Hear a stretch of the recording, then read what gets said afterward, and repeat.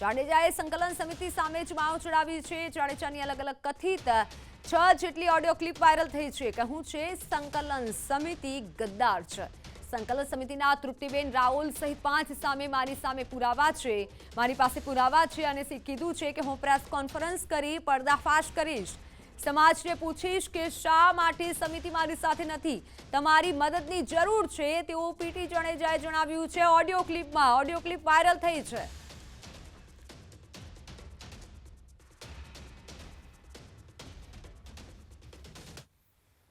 સમિતિ તમે થાય કરી લેજો। કાલે ખુલ્લેઆમ મેદાનમાં આવું છું, ખુલ્લેઆમ।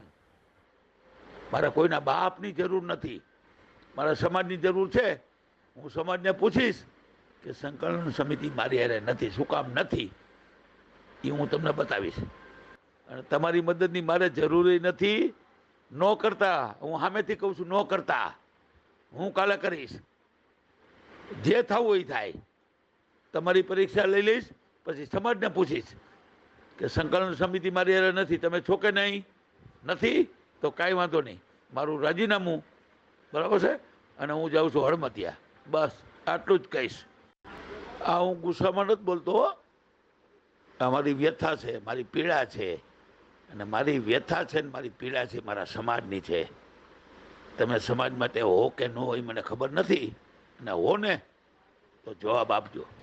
જો તમને કહી દઉં, મારી પાસે એટલા બધા પ્રૂફ છે।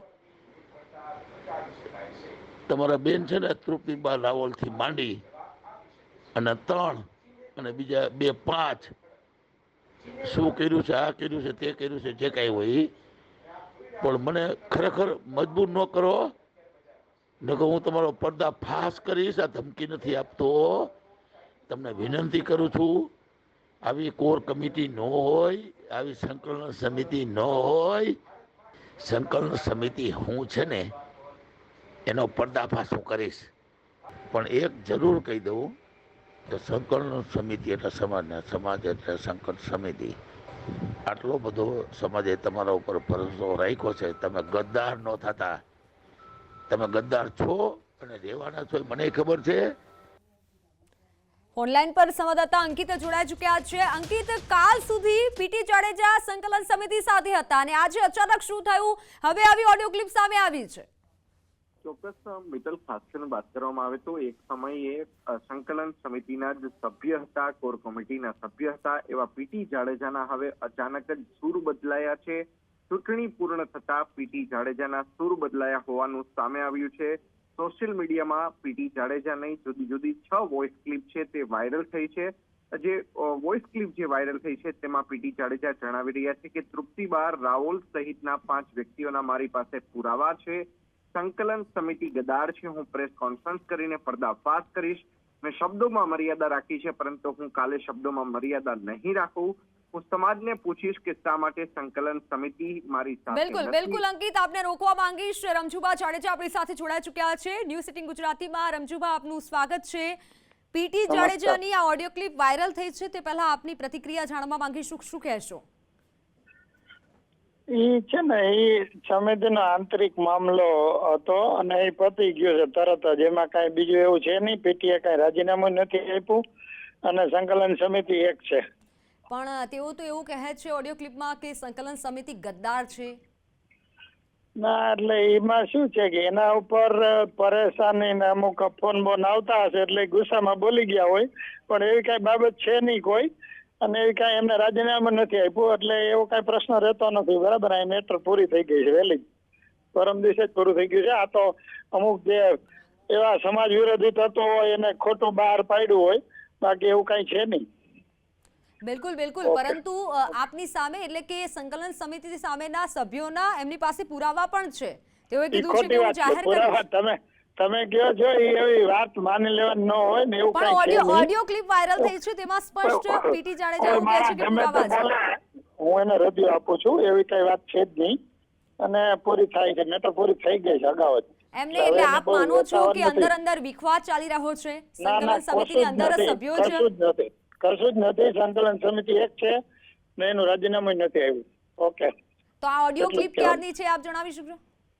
એ નથી મને ખ્યાલ। પણ રમજુભા, પદ્મિનીબાએ પણ આક્ષેપ કર્યા હતા।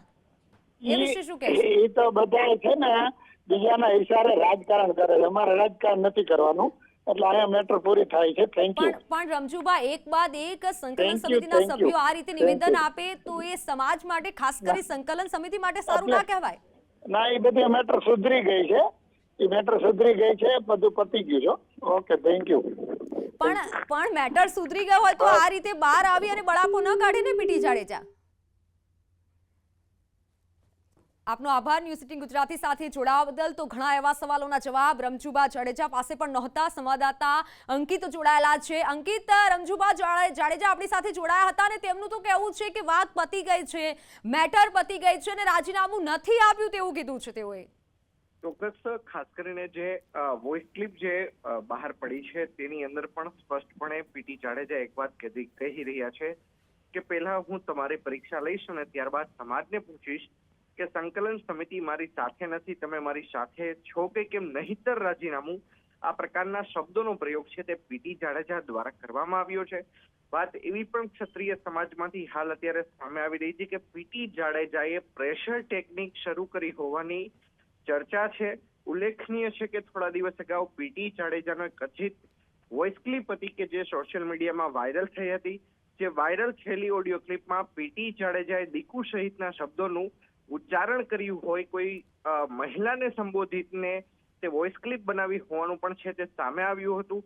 ત્યારબાદ પીટી જાડેજાના ચરિત્રને લઈને પણ કેટલાક સવાલો છે તે સોશિયલ મીડિયાના માધ્યમથી ઉઠ્યા હોવાનું સામે આવ્યું હતું. જી મિત્તલ. બિલકુલ અંકિત, પરંતુ આ તો એવું થયું કે અંદર જ ખચવાટ છે અને સાથે જ એક બાદ એક ચહેરાઓ બહાર આવી રહ્યા છે, સભ્યોના નામ એવા બહાર આવી રહ્યા છે, ઓડિયો ક્લિપ વાયરલ થઈ રહી છે. અગાઉ પદ્મિનીબાએ પણ આ જ રીતે વાત કરી હતી કે સંકલન સમિતિ સાથે હવે હું નથી.